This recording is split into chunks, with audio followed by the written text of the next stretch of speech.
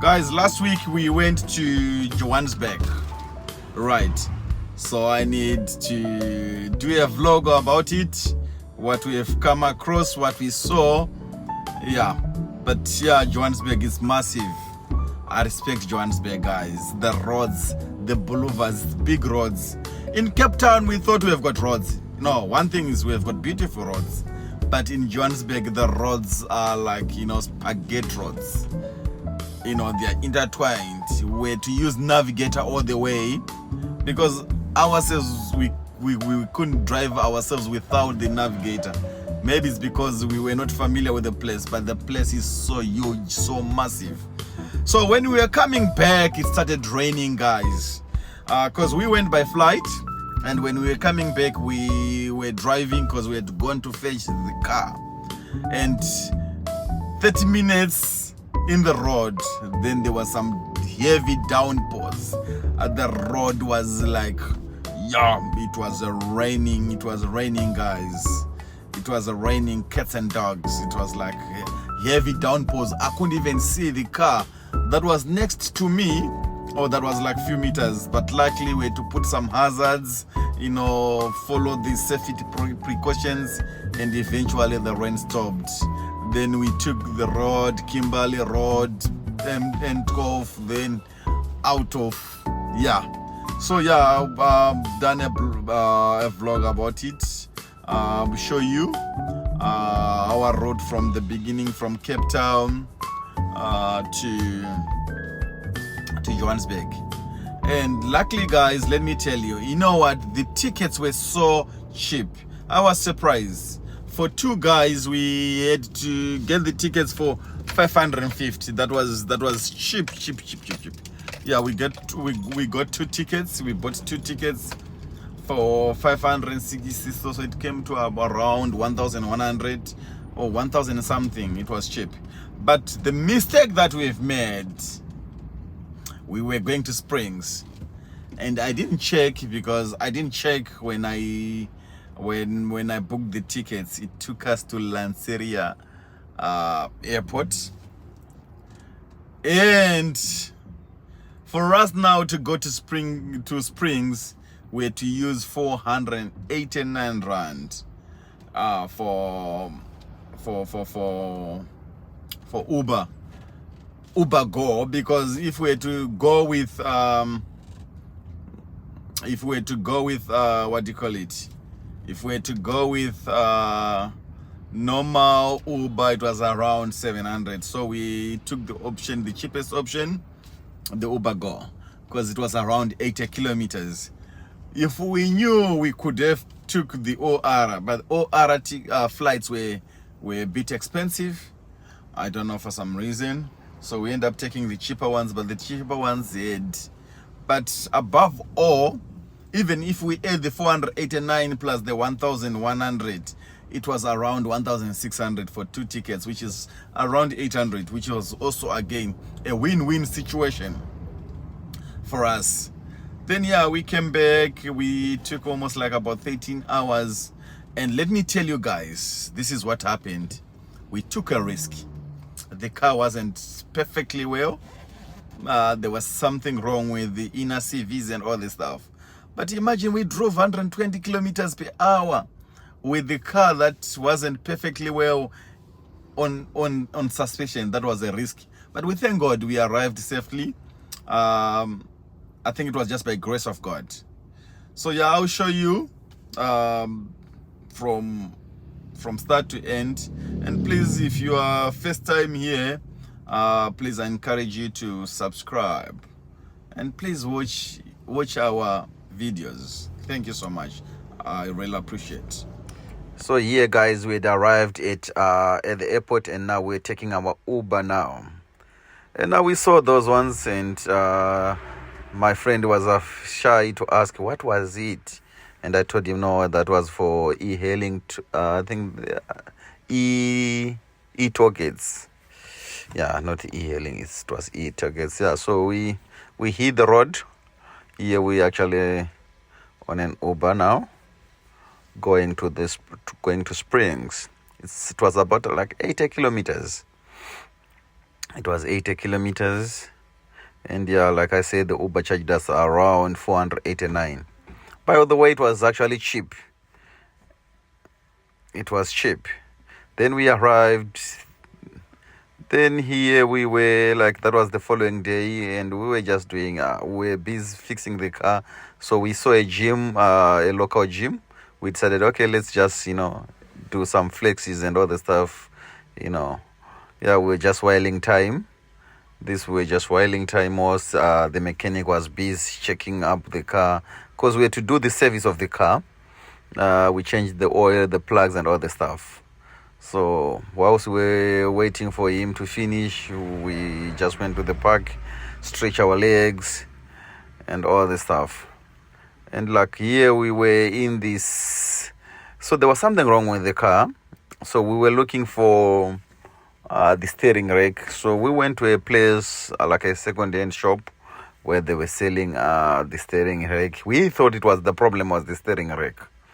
And the problem wasn't the steering rack. It was actually the inner surface that was making noise. Then we looked around. We went into the seat.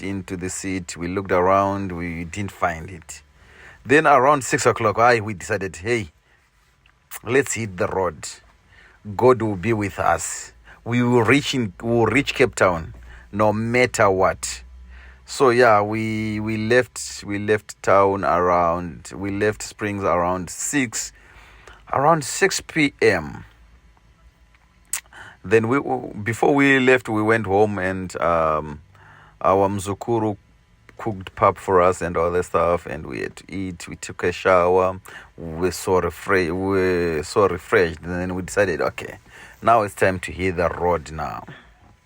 It's time to hit the road. So the plan was, or the agreement was, I would drive my first 6 hours. Then I'll sleep. Then Sam takes over. He drives his 6 hours. Then you sleep. That was our plan. So I said, okay, let me start first, because I know that if we had started around 6 p.m. by 12 midnight, then I'll sleep. That was our agreement. That was our plan. So yeah, I took the car. I started driving. The moment that I started driving, then all of a sudden, we started seeing some little bit of showers as we were driving from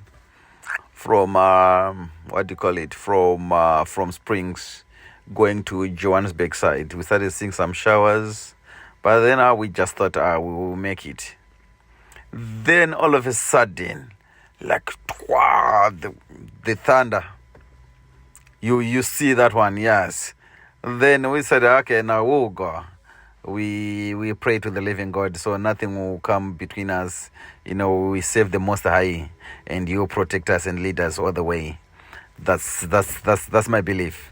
Then all of a sudden, there was some heavy downpours. For some second you could think, this rain have been sent by the devil just to distract us from reaching Cape Town and reaching our goal, because we had a mission.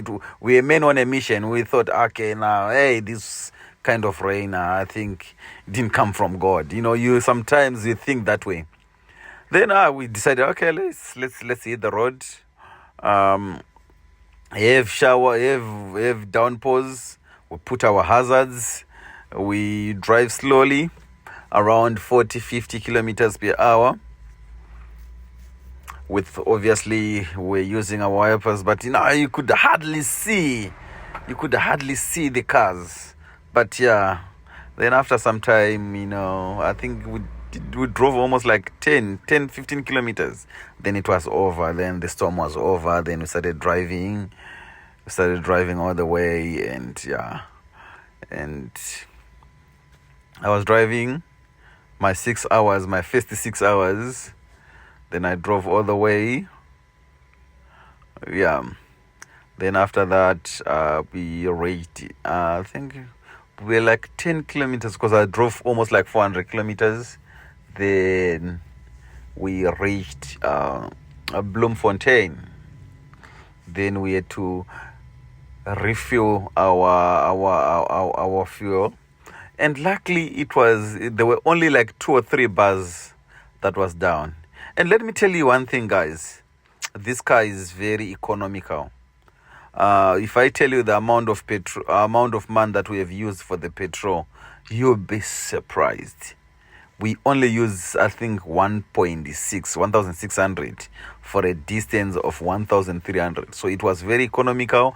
I think it was R1 a kilometer or 90 cents a kilometer, which was fair enough. We thought we were going to use around 2,500, 3,000. And to our surprise, we only used 1,600 only. And yeah, the car is cheap. It's fuel efficient. It's one of these cars that I would recommend anyone to buy, because it's very cheap. Then here we reached the toll gate, and yeah, we know that was our toll gate that we reached, Grasmere. This toll gate, it also remind me about when we were coming to Zimbabwe with other guys sometime 10 years ago. Grasmere. This is where we used to hike before we were now drivers. We were hiking at this spot because it was the safest spot to hike. Yeah, it would remind me of couscous and Godi and Tsano and all the stuff. So this toll gate has got history. Yeah, so that's why I had to capture it in this gen. Then yeah, that was me again driving. So I drove my first 400 kilometers for about like 6 hours. The reason being, I think, why I wasn't moving, because I was traveling at a speed of about between 100 to 120. Because why? Because it was, like I said, it was raining and all this stuff, and I was also getting used to the car, because remember I told you the car wasn't perfectly fit, so we had to make sure that I don't have to drive fast. So I was monitoring my speed, if 110, 120 at most. So that's why we spent so much time. Then yeah, after that I gave it to Sam. Sam, he drove. Then I slept. Then Sam was driving it. I drove his 6 hours. Then from 12, 1, 2, 3, 4, 5. No, Sam, he drove 5 hours. Then I got the car again. I drove for about like 3 hours. Then I gave him. Then he finished. That was our journey, guys. It was long, but just because we were two, it made it. We made it possible, and we reached home, Cape Town, safely. And yeah, so upon arrival, we took the car for a service and for a checkup. That's when we realized. That's when we've been told that the car had a problem of the inner CVs and all this stuff. And we told them that we drove this car all the way from Johannesburg to this side, and they were surprised. And we told them about what we have used for the money for the petrol, and they were like, they were shocked. But yeah, so that was our journey, guys. That was just journey. The good thing is that we traveled safely, we reached home safely. And yeah, please, we thank you for watching this, and please don't forget to subscribe. Don't forget to subscribe, guys. We love you so much. Thank you. See you some other time.